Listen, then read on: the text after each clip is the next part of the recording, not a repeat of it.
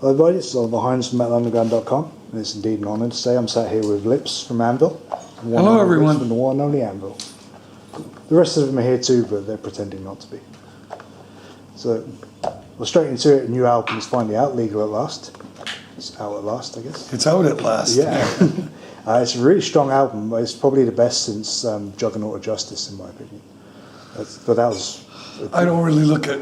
I don't measure my albums against each other. No, you don't measure your kids against each other. It makes no sense because somebody's.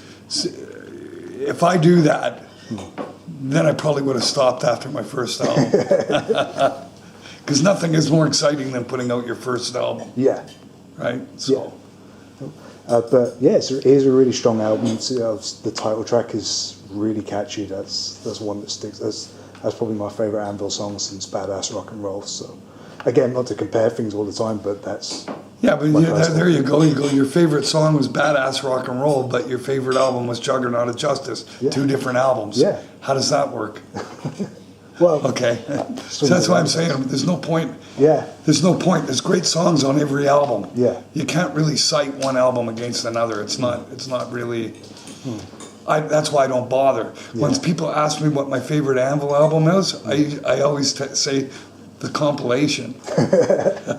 Because it's the best of, right? Even then there's 3 compilations, so you've got to choose between them. Yeah, I got 2 of them, and they're both really my favorite Anvil albums because they've got my favorite tracks on them, because that's who compiled them, me. Yeah. So that's my favorite Anvil album. Yeah. Well, that makes more sense, right? Yeah, absolutely. Yeah. Obviously, the title track deals with the legalization of cannabis in Canada. Yes, partly. It's interesting because most people don't join the dots when they look at all the lyrics. They just don't join the dots. No.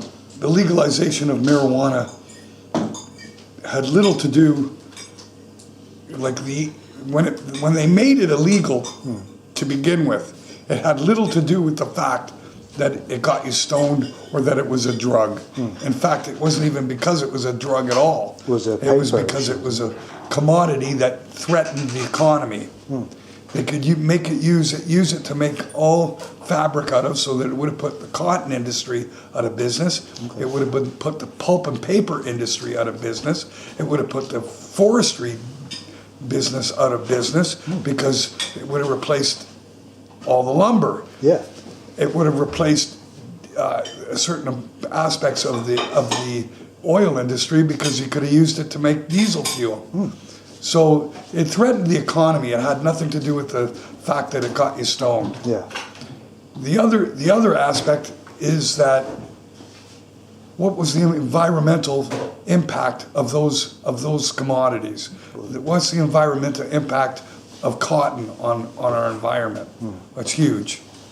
The manufacturing of cotton and the purification of that is extremely corrosive to our freshwater system. Okay. So there's a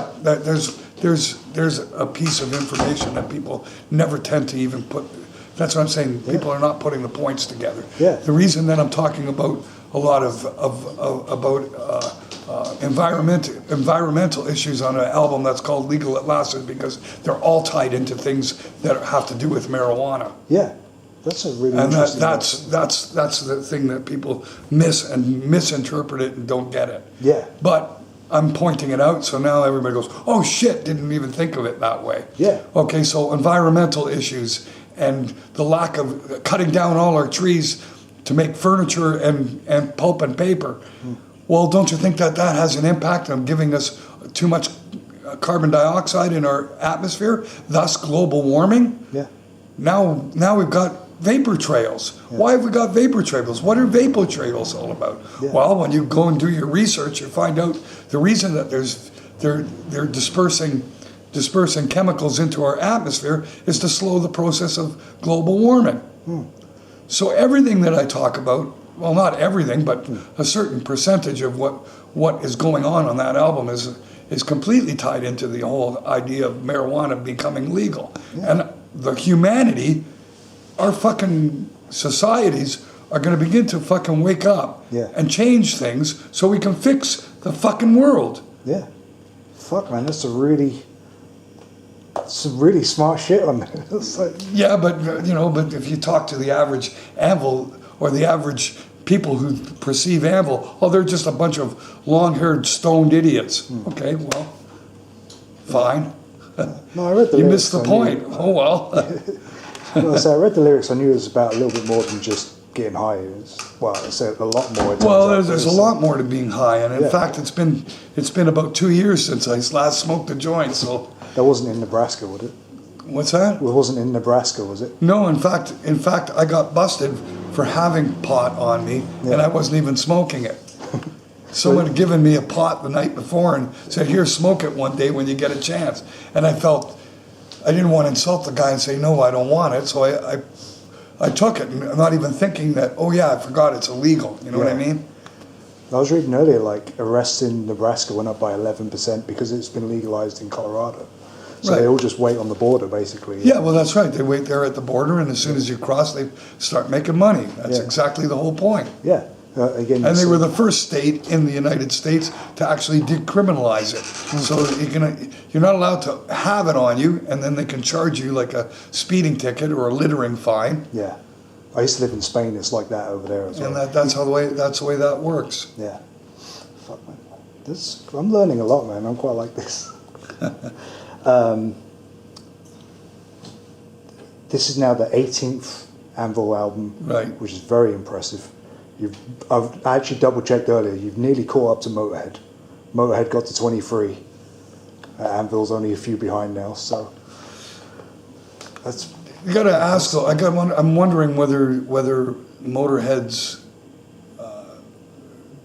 discography does that include their live albums? no. This is only studio albums. Only studio. Yeah, Okay, and this so is the 18th studio album. we're coming pretty close to Motorhead then. Yeah, exactly. Which is not ironic, but fitting, I guess, considering Well, you said you were offered the job. So I believe the you band's, were offered the job. yeah, and we're trying to exist as long as we can, and we Yeah. will. Yeah, and Whether it is more or less than someone else, I don't know it's not a competition really. no, but I think it shows Anvil in a favourable light, same as Motorhead in the way that Anvil never stopped, like Motorhead never stopped. That's right. You know what I mean? We're not one of those bands that took a break for 10 years and came back. Yeah. No, Well, we've been here all along. I think the longest gap between Anvil albums was 4 years in the 80s, and obviously then you had the contractual issues that was preventing that. Yeah, there's been a couple of dry times. The first time was after the third album, Yeah, when we got signed by a major management company, and they weren't able to secure a record contract in the United States, and in the meantime pulled us out of our original record contract and stuck us without putting a record out for 4 years, Yeah. and the 4 most important years. yeah. Because again, And that's where we lost all our momentum. yeah. That's why Anvil didn't make it in that sense. Not because we're not a good band, and not because all the other reasons that it just didn't translate. It's like when you haven't got a record deal, you're not doing nothing. No, but at the same time, you can look at Anvil from the very start to now, and Anvil's never, for lack of a better term, they've never sold out, they've never softened the sound, I don't think. No, It's like- and whatever fame and whatever success we've had has been completely on our own terms. Yeah, I think It's that's... not because we gave in to some record executive cigar smoking asshole Yeah. who wants us to become a pop band. It was never going to happen. Yeah, but a lot of bands have had that ability. Even Raven, who I love, they had 1 or 2 albums in the mid-'80s where they were being pressured into recording a more commercial sound. Well, that's what they claim. Okay. And that's what they claim, and so does Saxon. Yeah. And I guess I could claim it too, but I have a different thing to claim. Yeah. You do it because you want to do it, not because you're asked to do it, Yeah. or that you're told to do it, or demanded of. You do it because you think that that's what you need to do. And that's a big mistake that many bands make, and it depends on how far you go. In the particular case with Anvil, we had an album called Strength of Steel, which is about the closest you could probably say that we ever came to having or trying to even attempt to go in that direction. Yeah. Were we pressured into doing it? No, it was self-applied pressure. Okay. And I was up against a mutiny. Yeah. It was against my wishes and my better judgment Right. to go in that direction, and I fought it tooth, fang, and claw against it. And in doing so, it didn't go as far as it would have gone or could have gone in that direction. In other words, it could have really wrecked us. Yeah. Yeah.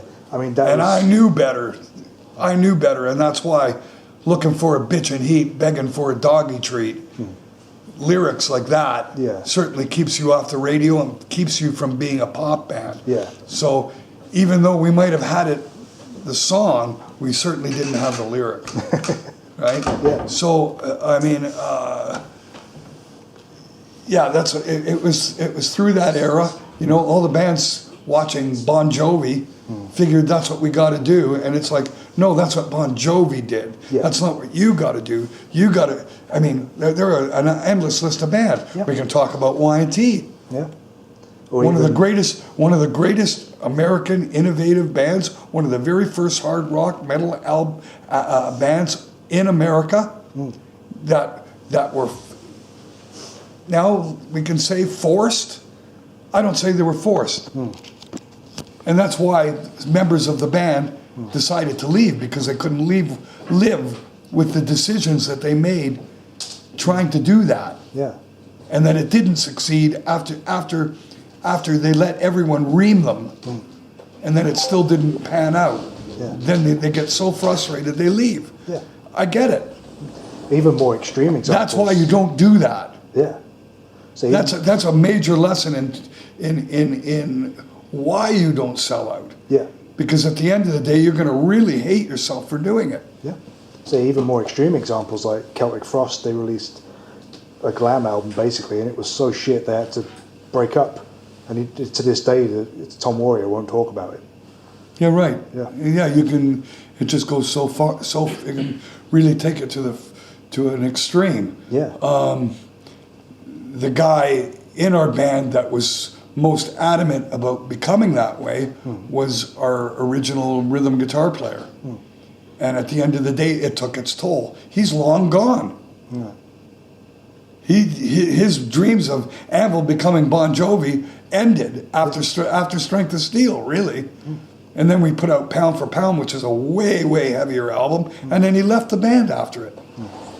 Because he knew, well, wearing makeup and dressing like a girl and putting on makeup and fucking pretending that you're a fucking poser, it's not going to work out. Lips is a fucking maniac. He wants to be heavy, and it's not going to be Bon Jovi. I quit. Yeah. Bye. And nothing of value. And I never look back. Yeah. He's looking back. Yeah. He's looking back real hard and long now. Yeah. You know, with his COPD problems from smoking, and you know, and been out of the business for 40 years now. Wow.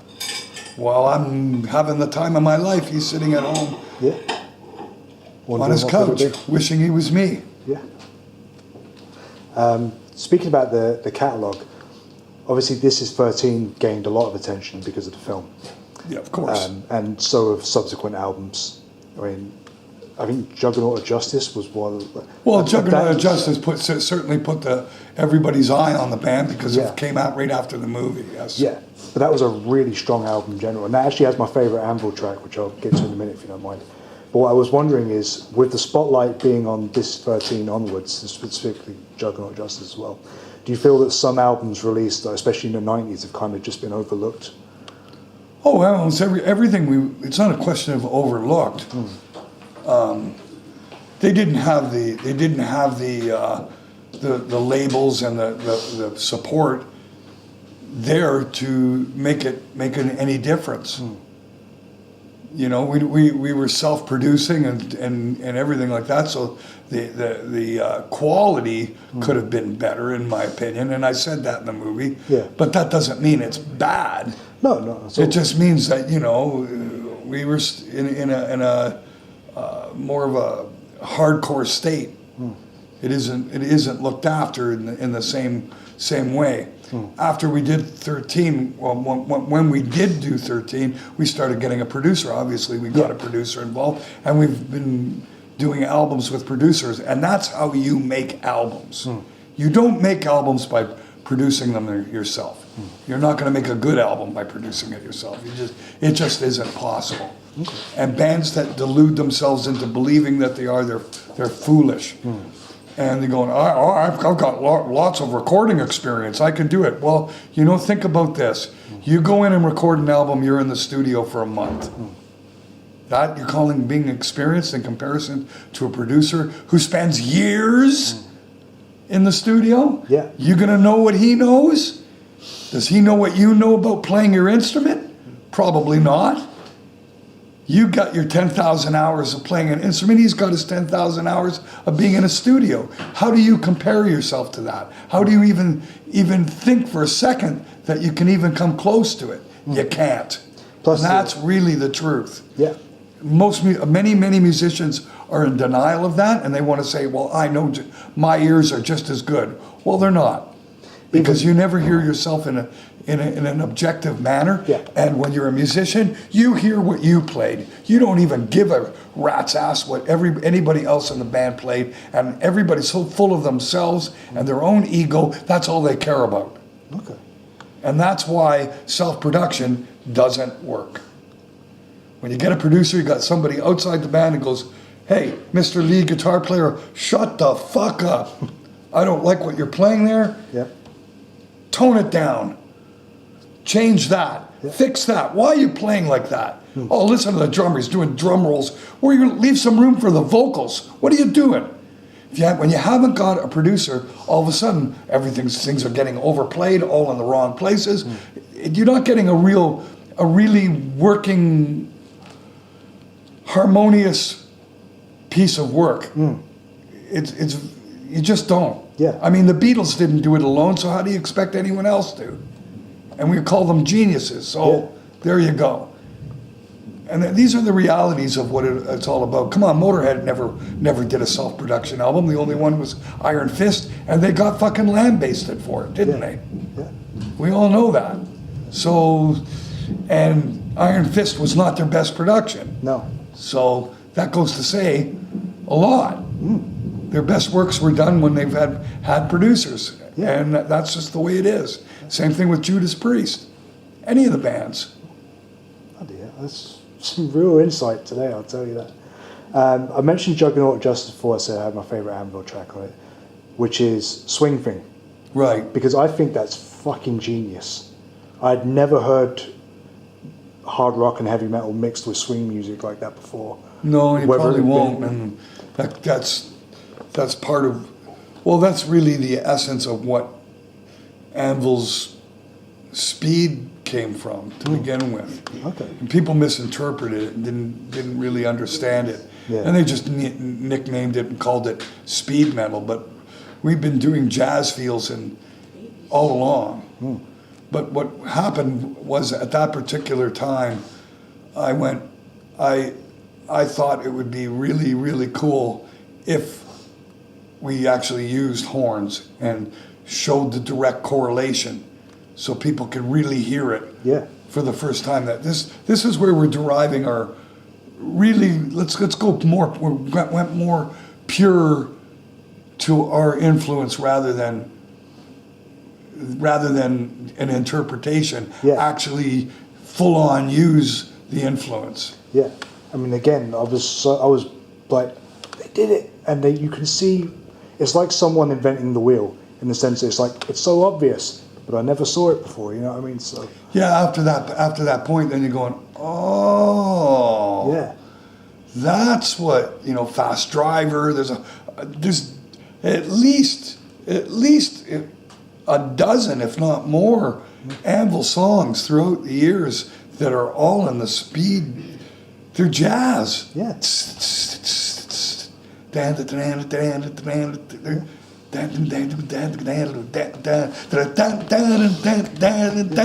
It's jazz. Yeah. People didn't hear that. They don't hear it that way, but that's where it comes from. Both Rob and I love that music, and to the point that we try to put it into the music. Yeah. And in that particular case, we went really pure. We were also very fortunate, and part of what makes magic is the right place at the right time. Yeah. Producing that album with Bob Marlette was a great opportunity, but what even opened that particular door was the fact that Bob's wife, Lisa, plays horns. All right. So does she play horns on the album? So she played. It's not synthetic. They're real horns. So that's a pretty big bonus. Yeah. You know, that's like, wow. It doesn't get better than that, does it? No. Honestly, I've said it a few times already, but I thought it was fucking genius. It was just something I'd never heard before. But yeah, you're right. It is something that we've never heard before. yeah. But having said that, that doesn't necessarily mean that it's going to be the next biggest thing. No. But it doesn't need to be. It's just a great artistic But it's what a display. great piece of music. Yeah. In fact, I would have to say, on that particular piece of music, to me, is one of those stellar moments in our career. I certainly look at it that way. Whether the rest of the world does, that's another question. I don't, Yeah. But to me, that's an extraordinarily special piece of music. Yeah. Well, Lips, I've probably taken up too much of your time already, so thank No, you it's very okay. much for taking the time to speak to me. I really do appreciate it, man. Okay, man.